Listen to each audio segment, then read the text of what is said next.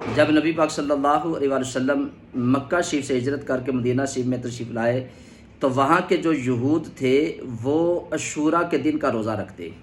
نبی پاک صلی اللہ علیہ وسلم نے جب دریافت فرمایا کہ تم روزہ کیوں رکھتے ہو، تو انہوں نے کہا کہ اس دن حضرت موسیٰ علیہ السلام کو اللہ رب العزت نے فرعون سے نجات عطا کی تھی، تو ہم اس خوشی میں روزہ رکھتے ہیں۔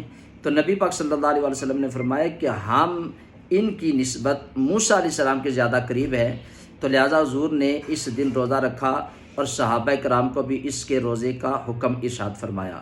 اور پھر حضور نے فرمایا کہ اگر میں آئندہ سال زندہ رہا تو 9 محرم کو بھی روزہ رکھوں گا۔ کیا مطلب؟ ایک تو یہود کی مشابہت وہ نہ ہو، اور حضور نے فرمایا کہ 9 کا روزہ رکھوں گا، تو اس سے علماء لکھا ہے کہ 9 اور 10 کا روزہ رکھنا یا 10 کے ساتھ 11 کا روزہ ملانا یہ زیادہ افضل ہے۔ تو اس روزے کو ہمیں بھی رکھنا چاہیے، اس کا بہت زیادہ اجر اور ثواب ہے، اور نبی پاک صلی اللہ علیہ وسلم کی سنت مبارکہ بھی ہے۔